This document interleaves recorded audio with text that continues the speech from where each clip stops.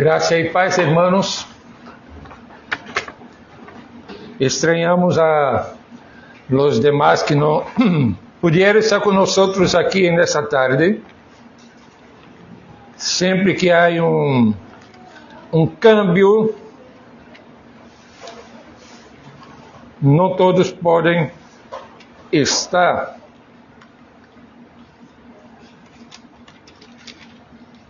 Bueno, invito a vocês que abram suas Bíblias em 1 Pedro capítulo 2, versículos 18 hasta 25.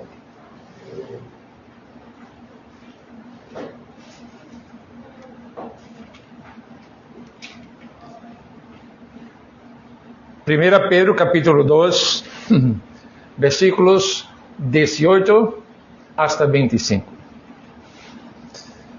Eu vou ler para vocês.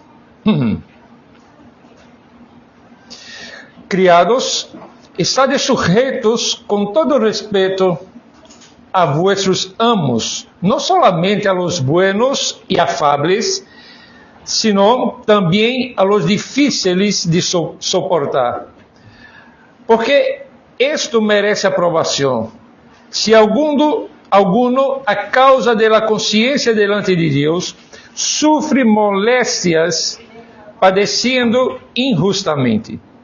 Pois, que glória é se pecando sois abofeteados e lo suportais. Mas se haciendo lo bueno sufris e lo suportais, isto certamente é aprovado delante de Deus.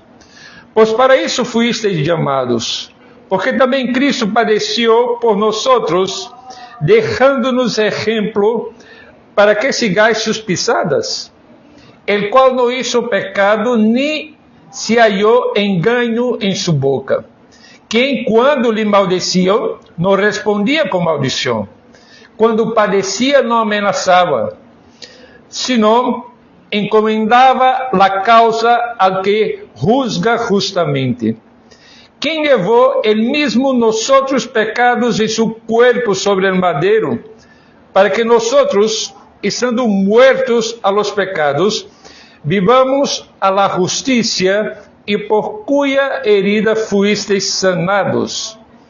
Porque vosotros eres como ovejas descarriadas, pero ahora habéis vuelto al pastor y obispo de vuestras almas. Vamos a orar. Gracias, Señor, por tu palabra. Gracias porque podemos leerla y meditar en ella. Pedimos a iluminação de tu Espírito Santo para nós, para que podamos compreender o que Pedro tem para ensinar-nos neste texto. Em nome de Jesus. Amém. Em nossa série de 1 Pedro, hemos estado exortando a manter uma conduta, hemos estado, melhor dizendo, explorando como viver como peregrinos e estrangeiros nesse mundo. Pedro nos ha estado exortando a manter uma conduta intachável em meio de um ambiente hostil, de modo que, através de nossas boas obras, outros possam glorificar a Deus. La semana passada, o hermano César tratou de exponer os versículos anteriores e nos levou a profundizar-nos em la importância de sometermos às autoridades civis, ao rei, a los governantes, por causa del Senhor, como pessoas livres que são, em essência, servos de Deus. Hoy, o apóstolo Pedro nos leva o princípio de la sumisión um passo mais allá, a um terreno que para muitos de nós pode resultar aún mais desafiante, el de la injusticia. La semana pasada, el hermano César habló de la submisión en general. Pero, ¿qué pasa cuando la autoridad a la que devemos someternos no es justa, sino difícil de soportar, ou incluso perversa? Como devemos responder como creyentes quando somos tratados injustamente? Como viver uma vida que honre a Deus em meio de la adversidade e la afrenta? Hoje, a palavra de Deus nos dá uma resposta profunda e radical a essas perguntas. Hemos leído 1 Pedro capítulo 2, versículos de 18 a 25, onde Pedro escreve a cristianos que viviam em um mundo hostil, onde muitos eram siervos e enfrentavam persecução constante. E sua mensagem é tanto desafiante como liberador. E ao meditar nesse texto, juntos descobriremos que Deus nos capacita com uma graça sobrenatural para responder à injustiça como lo hizo Cristo. Mira, é necessário dizer-lhe que não se trata aqui de um chamado à la debilidade, sino a uma força que só vem de Ele, que só vem do Senhor. E agora vamos considerar como é que Deus nos dá esta graça especial para situações mais difíceis, para as situações mais difíceis. E este é nosso primeiro ponto. Deus nos dá graça especial para o sofrimento injusto. E vamos considerar os versículos 18 hasta o versículo 20. E Pedro começa sua exortação a los siervos. Outra vez, vale recordar o que oímos la semana passada, onde o hermano César falou de la submissão a las autoridades civiles em geral. E hoje Pedro se enfoca em uma relação de autoridade mais específica e mais íntima, e a menudo mais complexa, la dos siervos domésticos hacia seus amos. Esta instrução, hermanos, não é uma justificação de la injusticia, sino uma guia de como viver dentro de ela em um sistema que a menudo era cruel.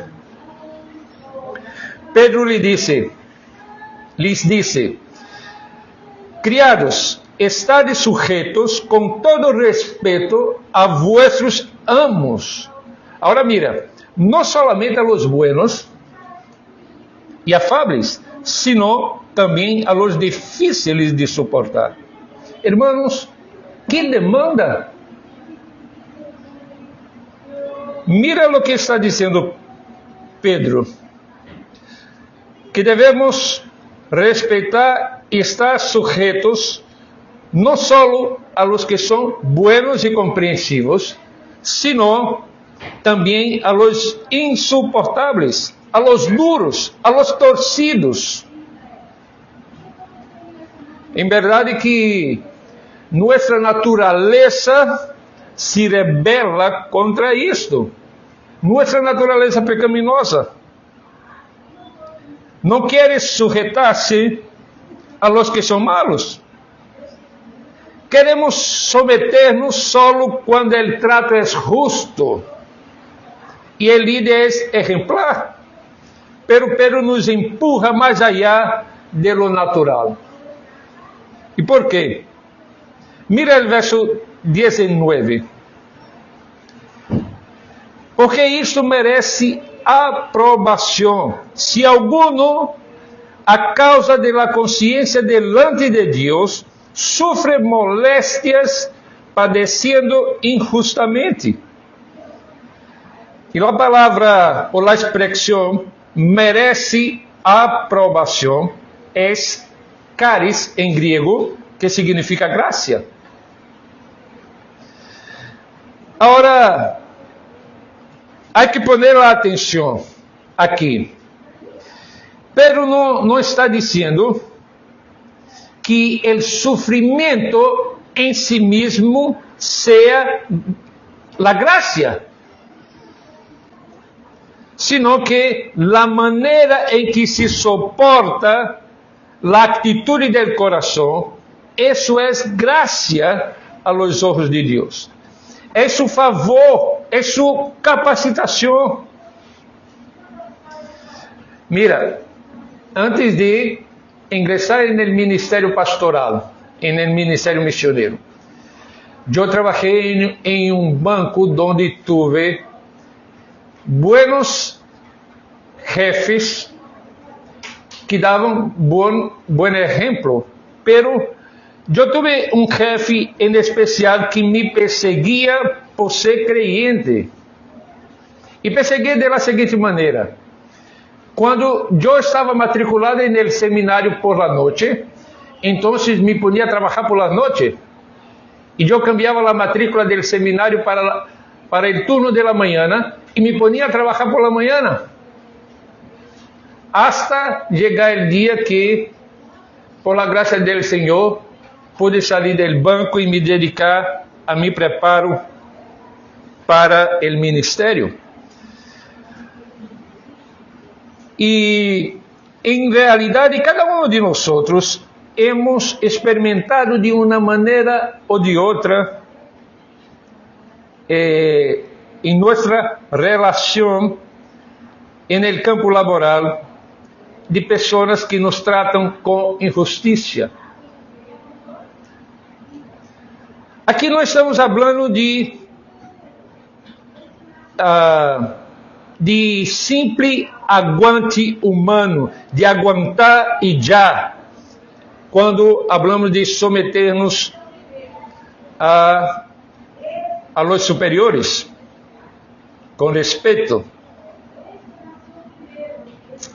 Estamos falando de uma graça que nos capacita para suportar o dolor injusto com uma motivação radicalmente diferente, por consciência delante de Deus.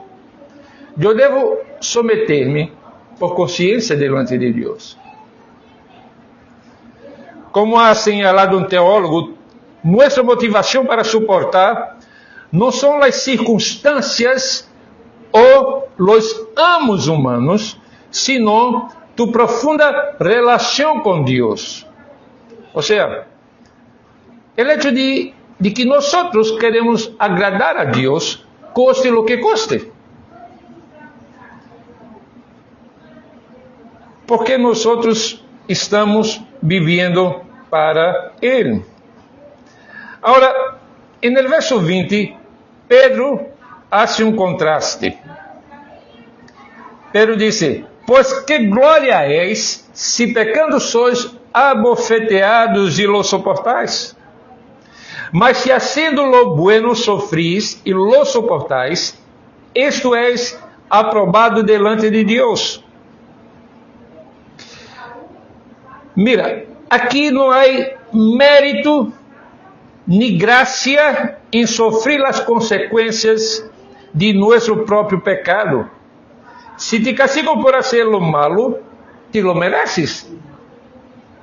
Lo merecemos. La gracia, la aprobación divina viene cuando sufres por hacerlo bien. Cuando eres íntegro, cuando eres honesto, diligente, y aún así te tratan injustamente. Este sofrimento se convierte, dice Assis Spru, em uma vocação divina, um propósito de Deus para ti, para nós. A submissão, em geral, já é um desafio, não? Quando miramos a instrução bíblica quanto ao respeito que devemos ter às autoridades, orar por os que estão em posto de governo e sujeitar-nos a ele, como Pedro nos ensina em la perícopa anterior, onde César pudo predicar para nós. Sabemos que é um desafio, pero someter-se bajo injustiça é um desafio todavia maior. Quem pode viver assim? A resposta, amados irmãos, é que não somos os primeiros. Cristo mesmo deixou o caminho, nos deixou o exemplo.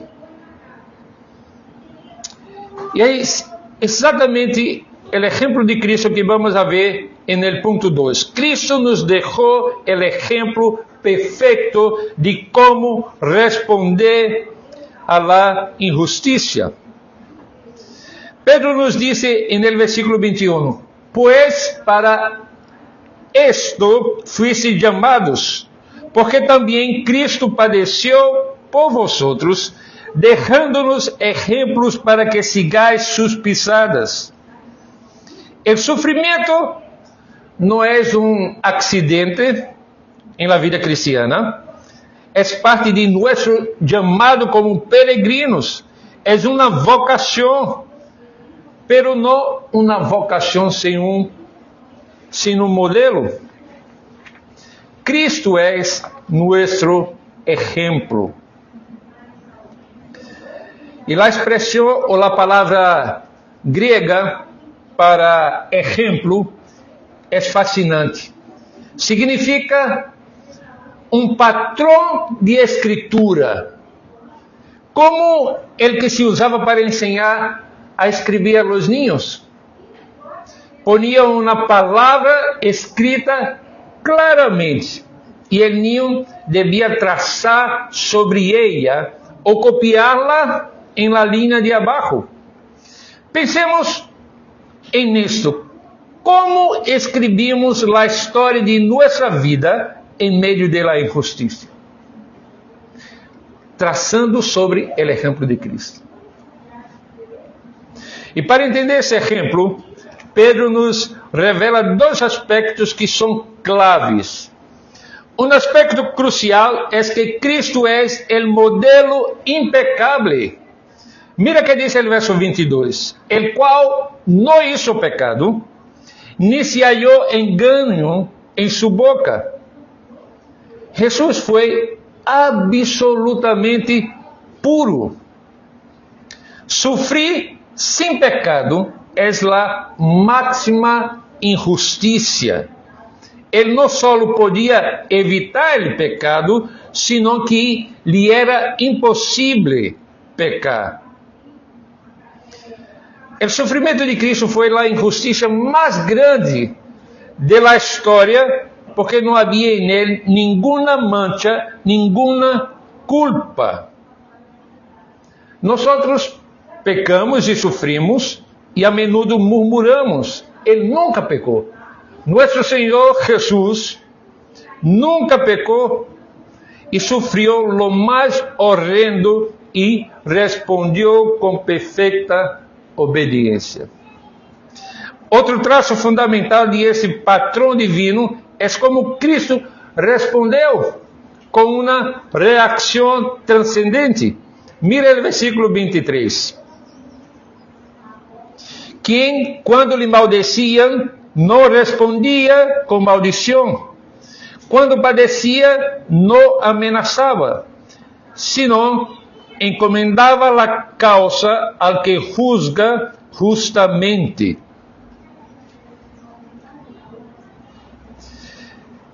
Pensemos em nosso Senhor Jesus sendo insultado, esculpido,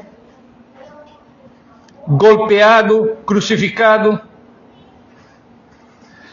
Nossa carne clama por vingança, por defender el honor.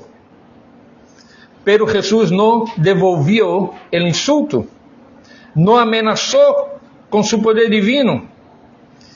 Hemos leído Isaías 53 em la liturgia. E aqui Pedro hace uso de Isaías 53 ao tratar desta reação de Jesus frente à la injustiça.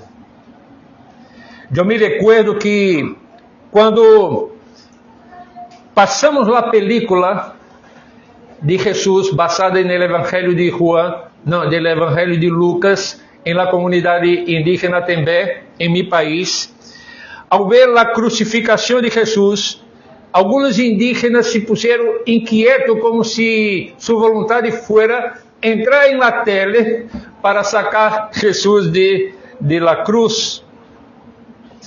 Isso refleja um pouco que nossa carne clama por vingança, por defender o honor.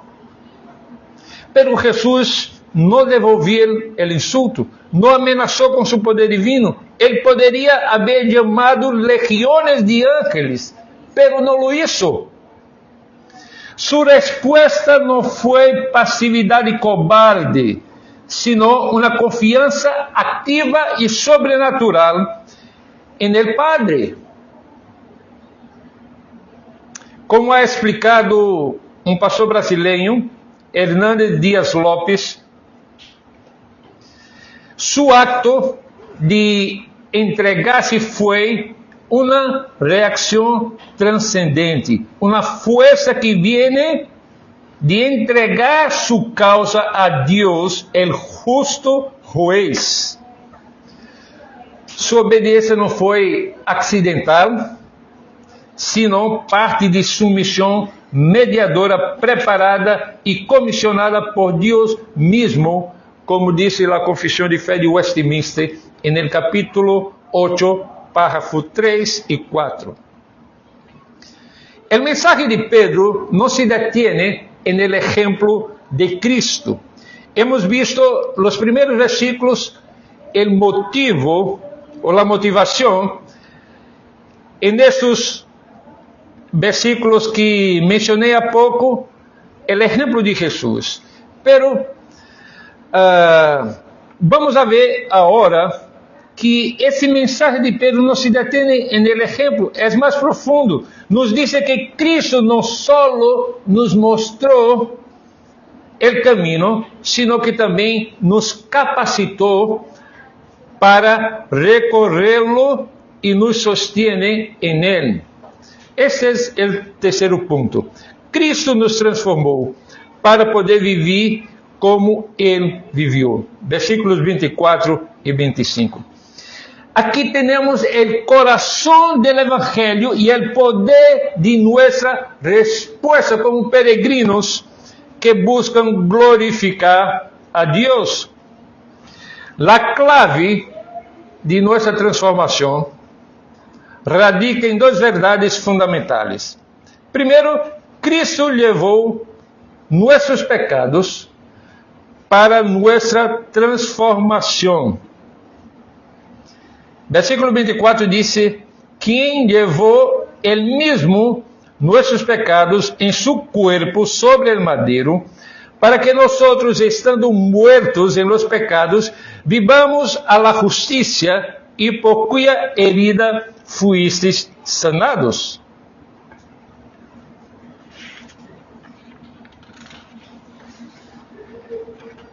Primeira coisa a mirar neste verso é a expressão levou nossos pecados.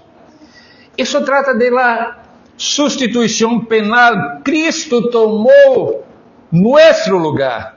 Ele levou nossa culpa, nosso castigo. E a palavra madeiro se refere à cruz e nos recuerda a maldição do Antigo Testamento para os colgados em um madeiro. Cristo se hizo maldição por nós. satisfazendo plenamente a justiça de Deus. E diz o texto para que muramos a los pecados e vivamos a la justicia. Este es el propósito.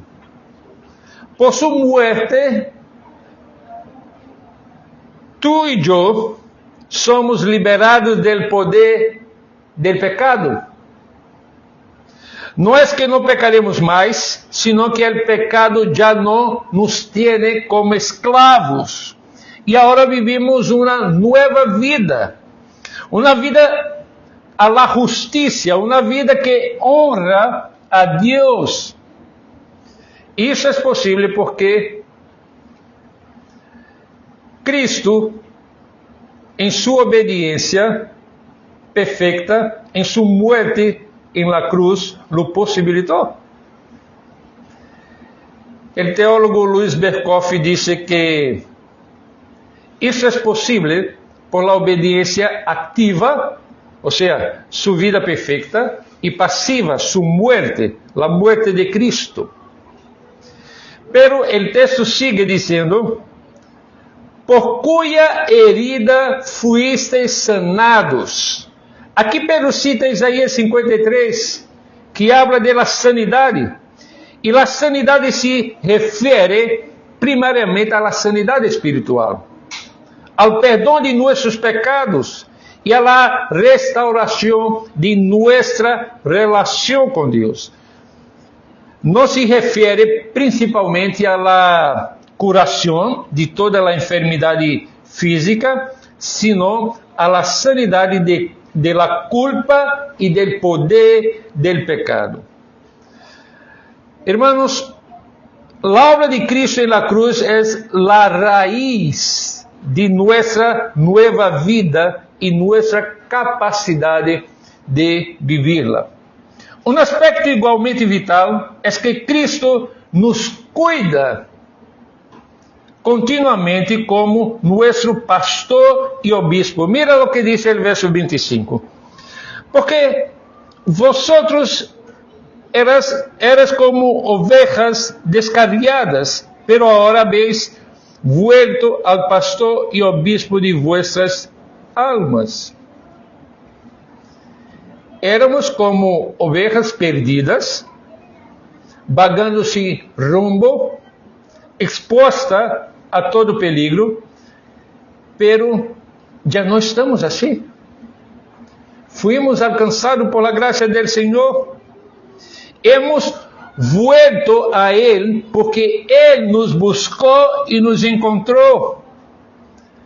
Él es nuestro pastor. E como pastor nos guia, nos alimenta, nos protege, nos busca quando nos desviamos. E seu cuidado é personal e íntimo. Ele é nosso obispo, ou guardião, episcopos. Ele supervisa nossas almas, vela por nossa segurança e nos protege.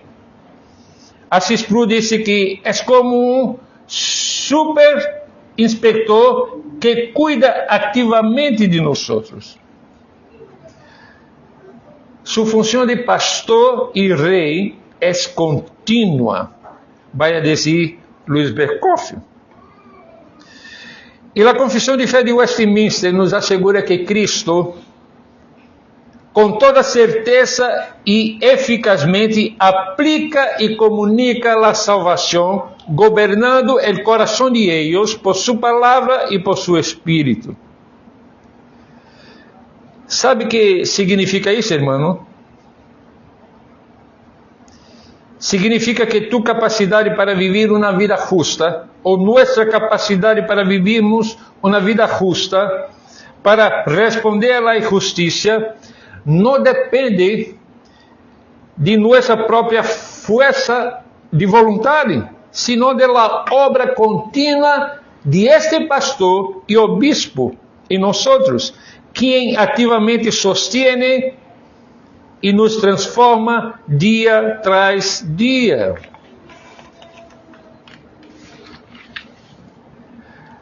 Hemos visto, hermanos, nuestra série de 1 Pedro nos ha recordado que somos peregrinos en el mundo, llamados a vivir uma vida que glorifica a Deus, não só quando as coisas são fáceis, sino especialmente quando nos enfrentamos a la injustiça. Hemos visto hoje que Deus nos capacita com uma graça sobrenatural para responder à injustiça como lo hizo Cristo. Agora, vale dizer que não é um ideal inalcançável, sino uma realidade vivida por el poder do Evangelho.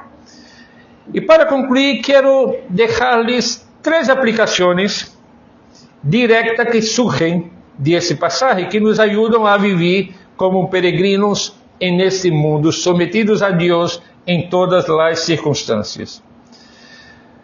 A primeira aplicação: quando enfrentes injustiça, recuerda tu motivo. Se eres maltratado ou tratado injustamente em tu trabalho, em tu família ou em qualquer esfera, tu primeiro impulso poderia ser a ira ou a retaliação. Pero Pedro nos chama a um motivo mais alto. Não é sobre nós outros, não é sobre nossa reputação ou sobre ganhar uma discussão, é sobre honrar a Deus. É sobre tu consciência ou nossa consciência delante de Deus. Então, o que devemos fazer é buscar essa graça sobrenatural para responder de uma maneira que só tenha sentido se Deus é real e sua justiça é final. A segunda aplicação: quando te sientas tentado a devolver mal por mal, recuerda tu modelo. A carne nos gritará que nos defendamos, que hagamos sentir a la outra pessoa lo que nos hizo sentir. Pero nuestro cuaderno de caligrafia nos muestra, não muestra isso. Nosso patrão, Cristo, quando foi insultado, não insultou. Quando padeceu, não ameaçou. Ele confiou em el juez justo. Mira suas pisadas, miremos suas pisadas. Ele nos mostrou o caminho para romper o ciclo de la vingança e de rencor. Um caminho que foi parte de sua voluntária obediência como nosso mediador. Terceira aplicação: quando te sientas incapaz de viver essa vida justa, recuerda tu poder e tu pastor. Puede que penses, isso é demasiado, não puedo perdonar, não puedo ser paciente, não puedo viver assim. E tens razão. Temos razão. Não podemos, por nós mesmos, someter-nos. Pero devemos recordar-nos que nós somos ovelhas descarriadas, perdidas, indefensas. Hemos sido transformados por la obra de Cristo na cruz. E o mais hermoso é que Ele não nos transforma e nos abandona. Ele é nosso pastor que nos guia e nosso obispo que nos protege e supervisa. Sua obra em la cruz nos deu a capacidade e seu cuidado contínuo, seu cuidado pastoral, nos dá a força diária para viver esta nova vida. Hermanos, viver como Cristo em um mundo injusto não é fácil, não é popular. pero es lo que fuimos llamados a ser como peregrinos. Es lo que fuimos capacitados a hacer por la gracia de nuestro Señor Jesucristo. Y mi deseo y oración es que podamos buscar esa gracia cada día, confiando en aquel que nos amó hasta el extremo y nos cuida sin cesar. Oremos. Padre, gracias por tu palabra. Nos acercamos a ti en este momento pedindo a Dios que nos dê dessa graça, nos ajude a enfrentar a injustiça en el trabajo, en la família ou donde quiera, de uma maneira que honre a ti. Te pedimos, ó Deus, que através de tu Espírito seamos conducidos a reaccionar da mesma maneira que Cristo, seguindo suas pisadas, seguindo seu exemplo, escrevendo sobre o exemplo que Cristo nos ha dejado. Padre, nós reconhecemos como é difícil someter-nos a las autoridades bajo a injustiça que muitas vezes sofrimos. Pero Pedro nos ha ensinado aqui que se desejamos glorificar a tu santo nome, custe lo que custe, necessitamos dessa graça sobrenatural que nos capacita, que nos permite seguir em el caminho traçado por Cristo mesmo. Pedimos perdão ao Senhor se em diversas circunstâncias da vida não hemos honrado ao Senhor quando somos tratados de maneira injusta. Perdona-nos e ajuda-nos a sermos santos em la maneira como reaccionamos e a sermos sábios e prudentes, para que o mundo vea a Cristo através de nós. Em nome de Jesus. Amém. Que a graça de nosso Senhor e Salvador Jesucristo, o amor de Deus el Padre, a comunhão e o consolo do Espírito Santo seja com cada um de nós e com todo o povo de Deus, hoje e por todo sempre. Amém. Vamos cantar o triple Amém.